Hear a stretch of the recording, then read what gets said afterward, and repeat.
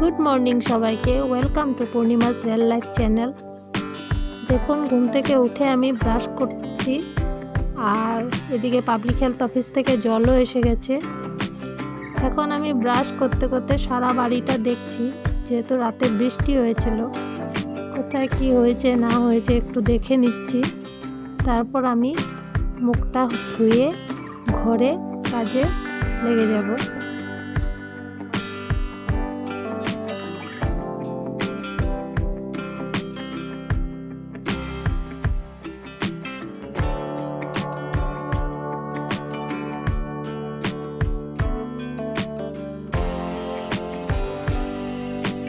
এখন আমি মুখটা ধুয়ে ঘরে এসে বিছানাটা তুলে নিচ্ছি। বিছানাটা তুলতে তুলতে আবার এটাও ভাবছি যে আজকে রান্নাঘরটা ভালো করে ক্লিন করে নেব, যেহেতু অনেক দিন হয়ে গেছে ফ্রিজটাও ধরা হয়নি, আর রান্নাঘরে বাসন রাখার র্যাকটাও পরিষ্কার করা হয়নি।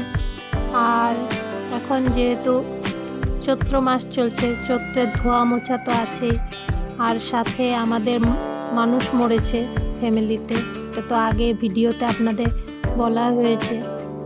তা কিছু ধোয়া মাজা পরিষ্কার তো করতেই হবে, তো তাই ভাবছি আজকে রান্নাঘরটা একটু পরিষ্কার করে নেব।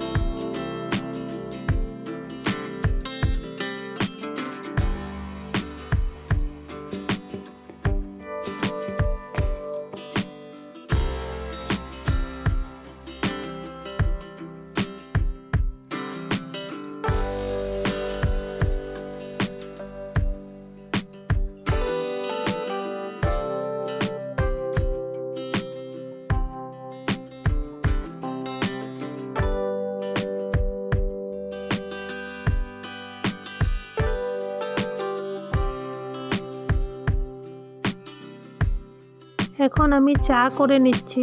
ভেবেছিলাম কিছু একটা ভারী খাবার তৈরি করব সকালের জন্য, কিন্তু আমার হাজব্যান্ড বলল যে কিছু করতে হবে না, তোমার সারাদিনে অনেক কাজ আছে, তুমি একটু চা বানিয়ে দাও, বিস্কুট দিয়ে খেয়ে চলে যাব। তা আমিও ভাবলাম তাই করলেই ভালো হবে, কেননা অন্য কাজও আছে, ওগুলোও সারতে হবে। তাই চা বানিয়ে নিচ্ছি আমি।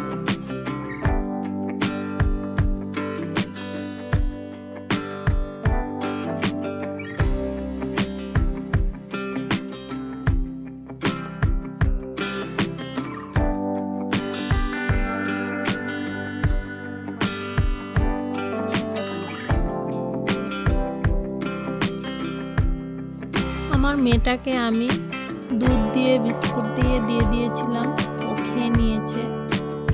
এখন আমরা খাচ্ছি। খাওয়ার পর ও আমার সাথে বায়না করছিল যে এটা লাগবে ওটা লাগবে, তাই ওকে খাইয়ে একটু বসিয়ে রেখেছি।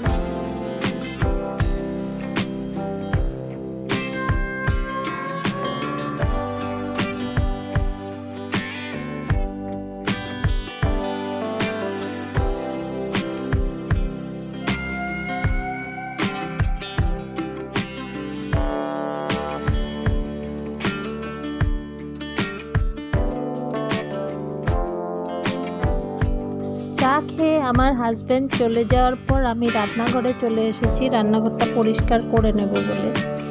এদিকে বাইরে বৃষ্টিও হচ্ছিল, তো দুদিন যাবৎ বৃষ্টি হচ্ছে, অনেক কাপড় চোপড় ধোয়া হয়েছে, সেগুলো শুকায়নি, সেগুলো ঘরের বারান্দায় মেলে দেওয়া আছে।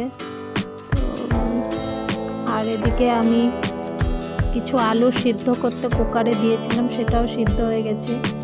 আর আমি ফ্রিজটাকেও পরিষ্কার করে নিচ্ছি।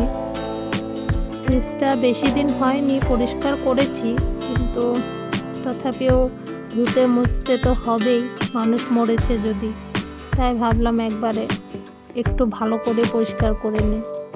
তাই আমি ফ্রিজ থেকে যা যা ছিল সব বের করে পরিষ্কার করে নিচ্ছি।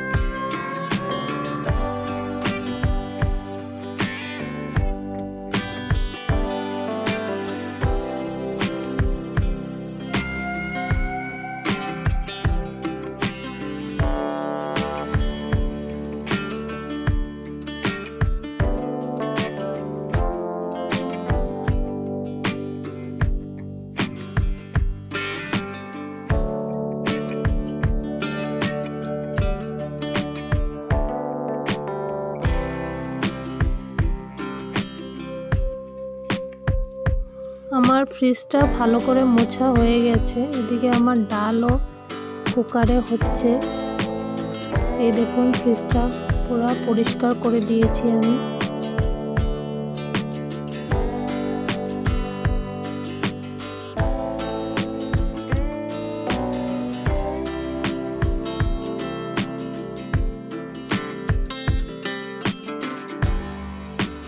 এখন ভাবছি বাসন মাজার এই স্টিল র্যাকটাকেও ভালো করে পরিষ্কার করে নিই। এটাও পরিষ্কারই ছিল, বেশি দিন হয়নি পরিষ্কার করেছি, কিন্তু যেহেতু এখন হাওয়া ধুলোবালি উড়ে আসে, আর আমার ঘরে দেখতেই তো পাচ্ছেন বেড়াগুলো দিয়ে ফট করে ধুলোবালি উড়ে আসে সব নোংরা হয়ে যায়, তার জন্য বারবার মুছতে হয়। আমার ঘরটা এখনো ভালো করে বানানো হয়নি, মানে আধা বানিয়ে আমরা চলে আসছিলাম এই বাড়িতে, তারপর আর ঘরটাতে হাত দেওয়া হয়নি। তাই এখনো সেই রকমই আছে, আস্তে আস্তে করব ভাবছি, দেখি কবে হয়। তার জন্য আমার জিনিসপত্র অনেক নোংরা হয়, বাইরে ধুলোবালি এসে সব নোংরা করে ফেলে।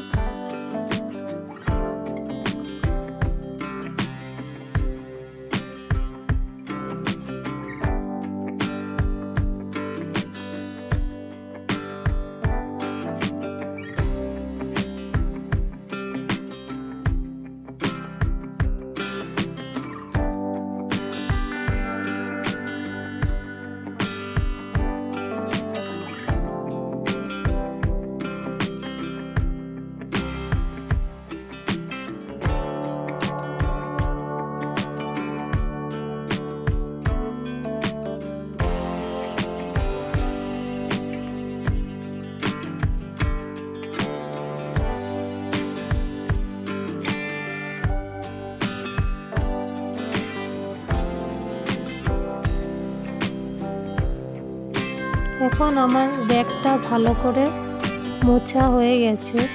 এখন আমি বাসনগুলো যেগুলো ধোয়া ছিল বাইরে সব এনে গুছিয়ে রাখছি। গুছিয়ে রাখলে ঘরটা দেখতেও সুন্দর লাগে, তাই শুকনো বাসনগুলো সব ভিতরে আনে রাখছি। আর বাইরে যে নোংরা বাসনগুলো ছিল সেগুলো ধুয়ে বাইরেই রেখে দেবো। যখন ওগুলো শুকাবে তারপর ওগুলো এনে এই র্যাকটাতে রাখবো। আমার রান্নাঘর পরিষ্কার করার সাথে সাথে এদিকে রান্নাও করতে হচ্ছে। যেহেতু নিরামিষ হলে রান্নাটা একটু ভালো হলে ভালো হয়, কারণ সবাই তো আর নিরামিষ খেতে পারে না। আমার হাজব্যান্ডে ভালো করে নিরামিষটা খেতে পারে না। একদিন খেলে পরের দিনই বলে আমি পেঁয়াজ দিয়ে, মাংস দিয়ে, মাছ দিয়ে ভাত খাবো। যেহেতু মানুষ মরেছে তা আমাদের তো নিরামিষ খেতেই হবে।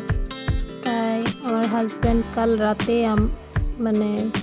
পনির এনেছিল, সেটা আমি ফ্রিজে রেখে দিয়েছিলাম। এখন ভাবছি ওটাকে রান্না করব। তাই আলু কতগুলো সিদ্ধ করে কেটে নিয়েছি।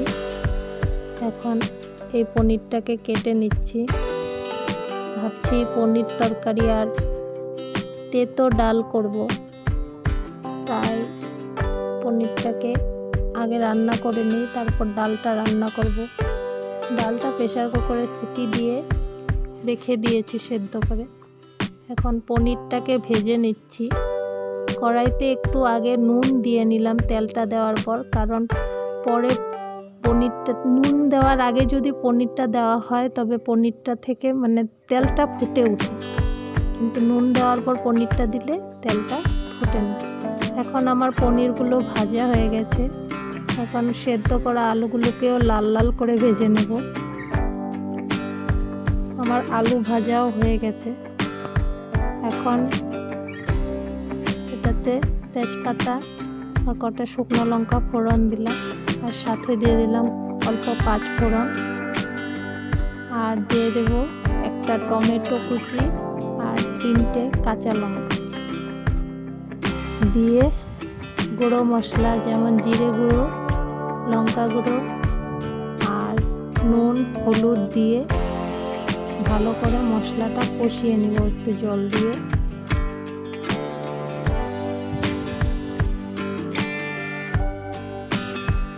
আর দিয়ে দেব সামান্য একটুখানি চিনি, যাতে স্বাদটা একটু ব্যালেন্স হয়। এখন আলুগুলোকে দিয়ে মশলাটা আলুর সাথে ভালো করে কষিয়ে নেব। আমার আলু মশলা কষে গেছে। এখন এটাতে জল দিয়ে দিলাম। জল দিয়ে এটাকে ফুটতে দিয়েছিলাম, এখন ফুটে গেছে। তারপর দিয়ে দিলাম পনিরগুলো। এখন কিছু আলু এখান থেকে তুলে নেব, তুলে ভেঙে নেব। যেহেতু আমি গুঁড়ো মশলা দিয়ে রান্না করেছি তো তরকারিটা পাতলা হয়ে যাবে, তাই আলুগুলো ভেঙে দিলে তরকারিটা ঘন হবে। আলুগুলো ভেঙে দিয়ে দেব। তারপর একটু ঘি দিয়ে আর গরম মশলা দিয়ে নামিয়ে নেব।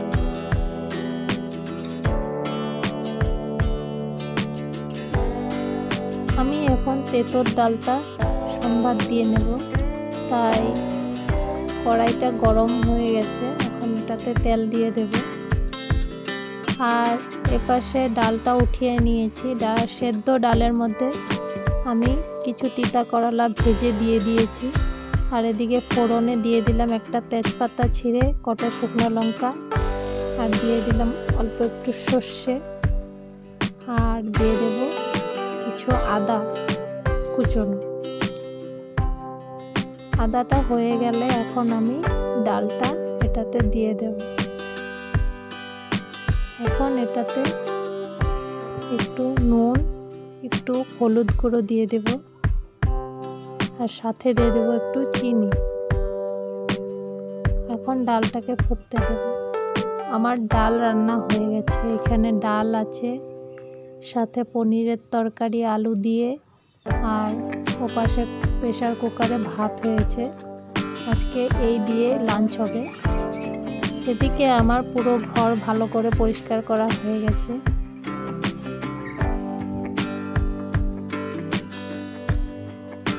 যদি আপনাদের আমার এই ভিডিওটা ভালো লেগে থাকে তো ছেড়ে যাওয়ার আগে একটা লাইক, শেয়ার আর কমেন্ট করতে ভুলবেন না। আর কেউ যদি এখনও আমার চ্যানেলটিকে সাবস্ক্রাইব করেননি প্লিজ সাবস্ক্রাইব করে দেবেন। আর পাশে থাকা বেল বাটনটি প্রেস করে দেবেন, যাতে করে পরবর্তী ভিডিওগুলো খুব সহজে আপনাদের কাছে পৌঁছে যায়। আজকের জন্য এতটুকুই। ভালো থাকবেন, সুস্থ থাকবেন। দেখা হচ্ছে পরবর্তী ভিডিওতে।